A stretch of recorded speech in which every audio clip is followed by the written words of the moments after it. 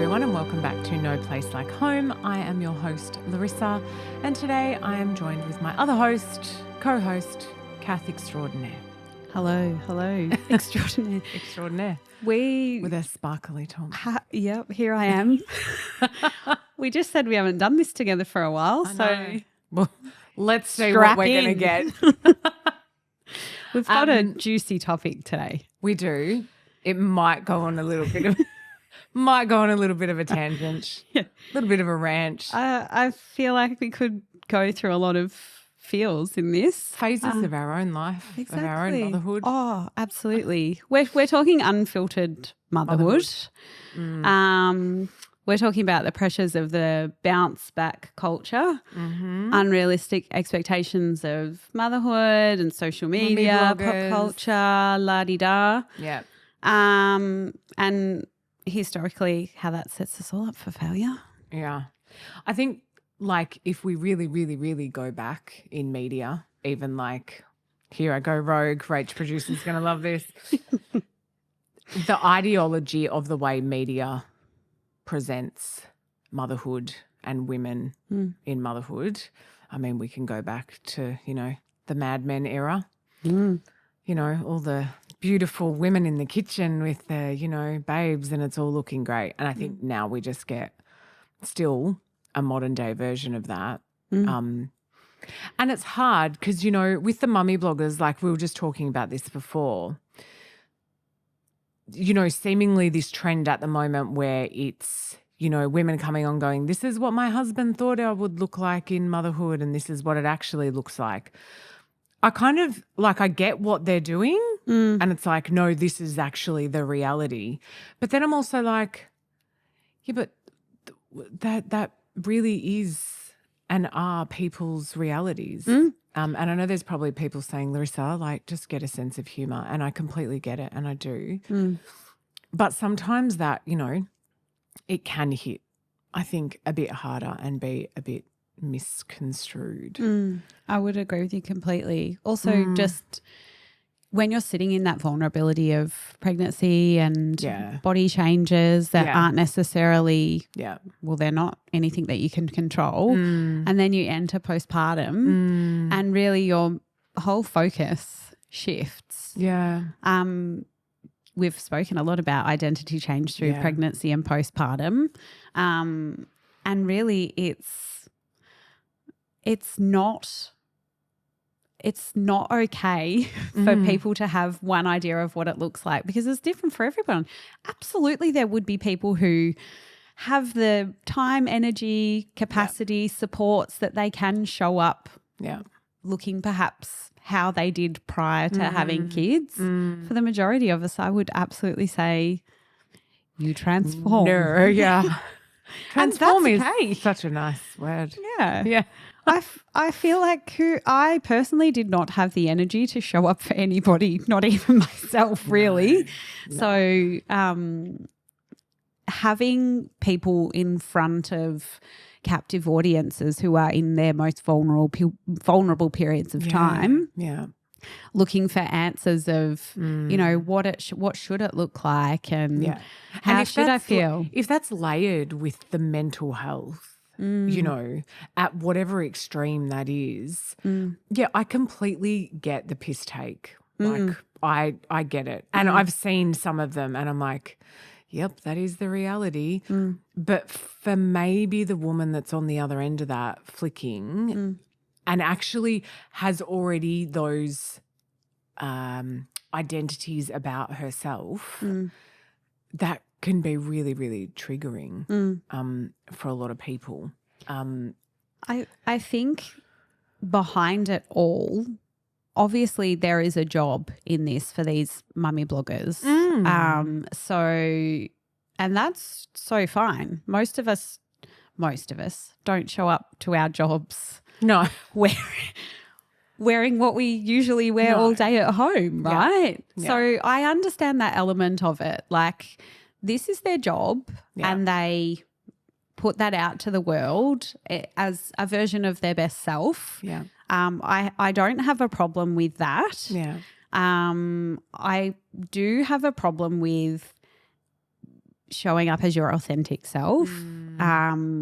That's probably where I have the conflict in that, and the setting unrealistic expectations for what that means for the vulnerable person on the other side of it. And like everything, there's truth in everything, right? And I'm a firm believer of like, come as you are, as long as you're not hurting anyone. But I think there is a bit of an element of we maybe just need to think a bit more about the impact of what's being put out there. Some of the stuff is quite funny, like, you know, using the kids' toys as exercise equipment. Like I'm like, that's actually a bit genius. Yeah. Right? Why on earth did we not think of toy trucks as reformers? Oh my God. Guys. Like whoever thought of that, actually, kudos. There's something in that. Yeah. There really is. Yeah. And weightlifting children. Yeah. Yes. If you can be bothered.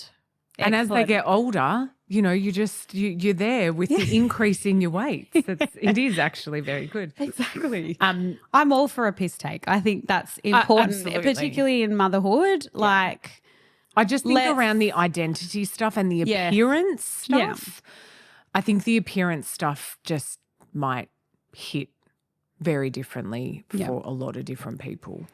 I honestly do have some of my favorites that stick out for me that can sort of idle on both sides of the fence. Obviously Sarah Davidson, who we know and we love. Love it. I love how she'll quite openly say, this was me yesterday at this fancy event that I went to. This is me today. And it's, you know, bun sloped to the side, no makeup, in her most comfiest version of herself. But But I think I'm very comfortable with. Yeah, because the representation of it is like the reality, her actual reality is that. And I think she's trying to, and she can correct me if I'm wrong, she's trying to say Instagram is one thing and, you know, we can flick through and see all these beautiful images, but this is me at home, you know, and that's her authenticity.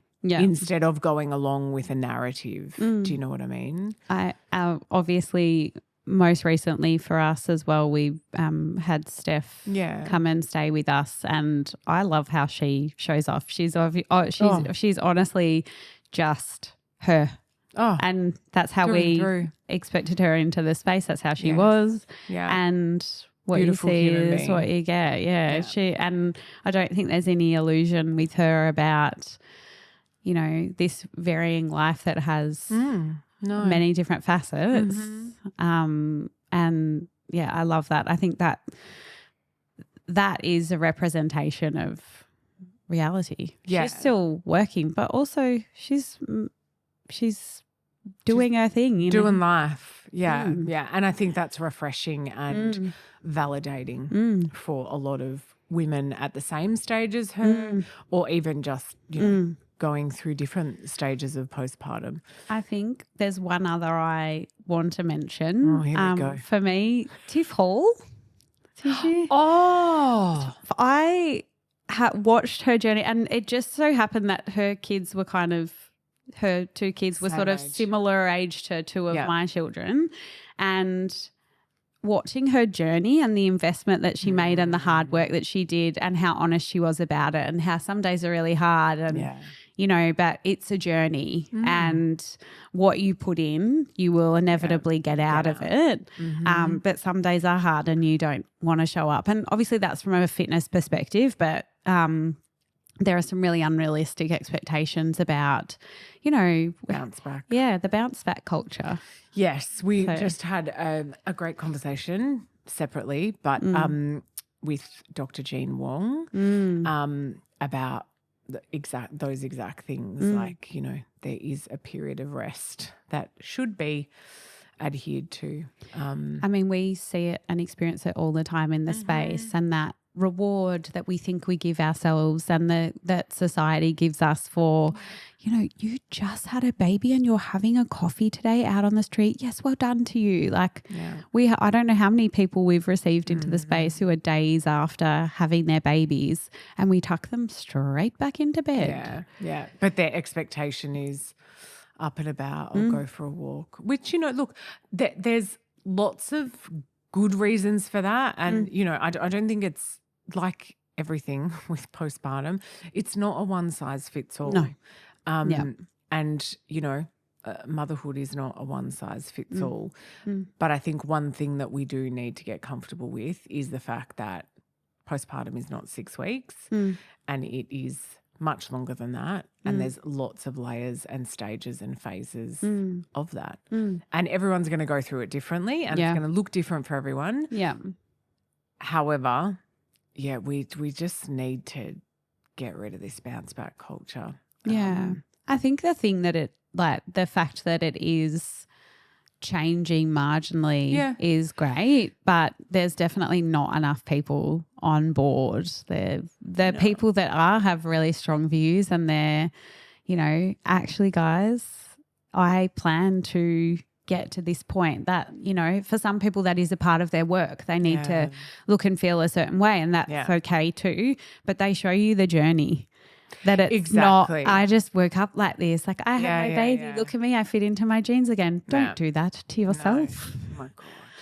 Yeah, I think there's just lots of layers of danger throughout a lot of these things. And the realities of it are that, well, statistically it's 1 in 5, but we've said this a million times. It is a lot higher than that. Yeah. That's just what's reported. So if you think about 1 in 5 mothers that are going to scroll through your account are going to have a perinatal mood disorder. Well, actually, no, postnatal depression and anxiety. That is the 1 in 5. Then we've got perinatal mood disorders separate to that as a whole. So you can pretty much probably guarantee that nearly every woman is going to be challenged with something in amongst that period. So I mean, every woman experiences the change into motherhood regardless of what that looks like and the vulnerability that is, despite whether they feel, any mental they experience any mental illness along with that. But I guess we've talked about the problem. Which we love doing. How do we change this? Like, what do we? Yeah, I don't know. I don't know that I necessarily have the answer, but I don't necessarily think anyone does. But I think if it was just an acceptance, firstly from us as women, as mothers, we are really nasty. Yeah. We are really, really nasty and we witness it, a lot within, the circles that we keep and hear and see. And there is many, many, many, many layers of judgment and opinion and, it would be so nice if there was just this layering of acceptance of come as you are and every part of it's okay. But I think we're still, as a society, going through, a lot of those social narratives. And if we're not trying to conform, we're on the complete other spectrum. We're at the end and this grey bit in the middle is just this beautiful space where we could possibly sit. I mean, and lead with curiosity. Many moons ago, yourself and Jess did an episode about the sister wound and it talks a lot about this and, the sisterhood is so sacred. It's such a fine line between supporting each other and being each other's cheerleaders. I mean, we are our own worst enemy. Oh, absolutely. We've got to combat ourselves before we even, start to go into those realms. Yeah. But before that even happens, you're like, everything, other people are saying about you is often you've thought worse or that yourself. So, throw that in as the perfect concoction for motherhood and particularly early postpartum. Yeah. let's just sprinkle a bit of mummy blogger toxicity on top of that. Yeah.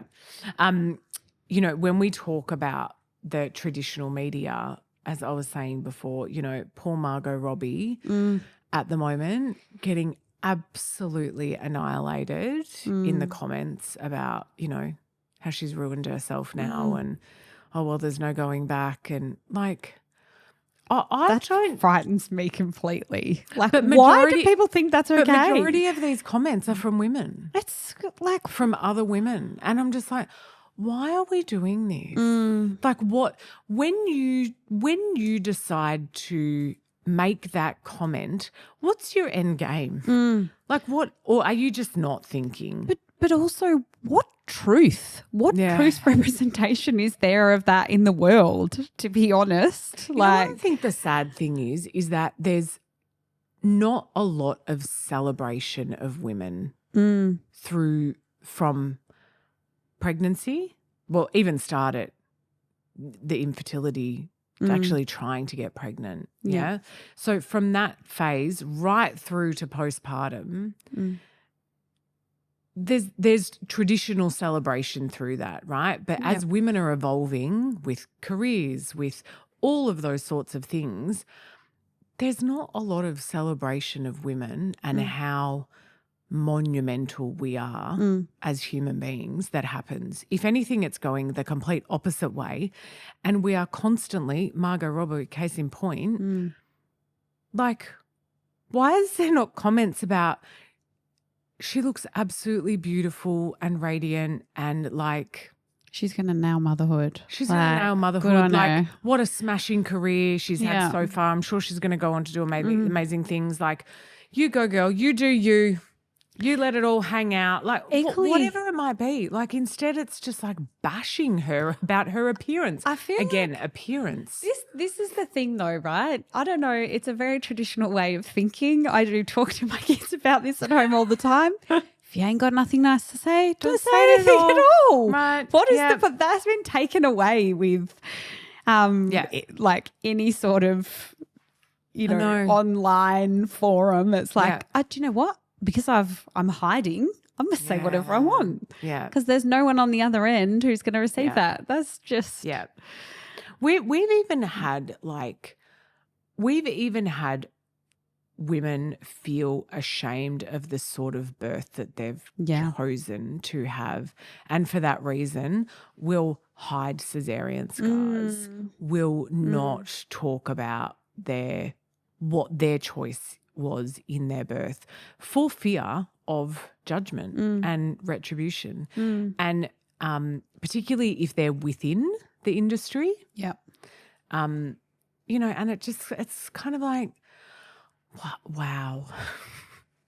It is just not okay. We're just not allowing women to go through these phases as they want to. Like, it's just, it's a bit wild. It is. It's totally wild. Generational trauma on top of that. Oh, it's a perfect soup, really, isn't it? What do they call that? A bit of a soup? It's one of those. I'm sure I'd like to dine on that. Yeah. Honestly, I just feel like anything that you hear, see, it couldn't be worse than like a lot of people's own internal thought process. But then when it's readily available for people to flick through, and people are flicking through it, like feeding up all hours of night, like, you know, the times of, it's like to remove some of that loneliness. You inevitably, people are connecting online for those reasons, but really we need to just think consciously. Yeah.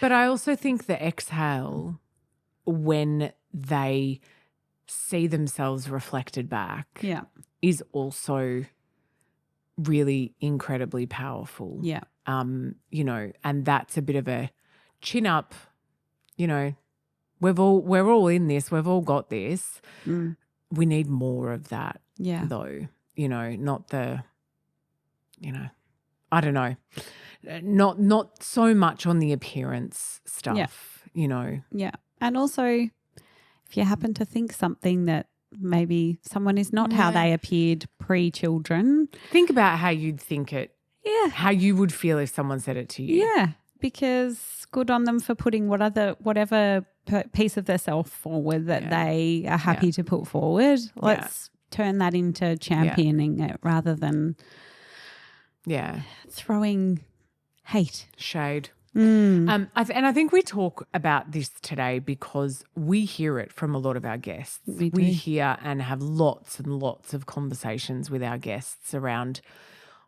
how they're viewing things online and what really affects them. And so, this is certainly not I feel like we're just giving a bit of a voice to a lot of what we hear and interact with. So it's not just you and I. No, filter at will, people. Yeah, filter at will. All right. I think that was a great vent. I feel good. How do you feel? Feel light. Thanks everyone for listening. We will see you on the next episode. This podcast represents the opinions of our hosts and their guest speakers. Views and opinions expressed in the podcast are our own and do not represent that of our places of work. This podcast is for informational purposes only, and content here should not be taken as medical or professional advice. Please consult your healthcare professional for any personal recommendations and medical care. While we make every effort to ensure that the information we are sharing is accurate, based on the best available information at the time of recording, we will welcome any comments, suggestions or feedback via our website, contact form, home.com.au/contact. Names and details of personal experiences may have been changed to allow anonymity and privacy. To join the conversation, join us on social media at Home Postpartum.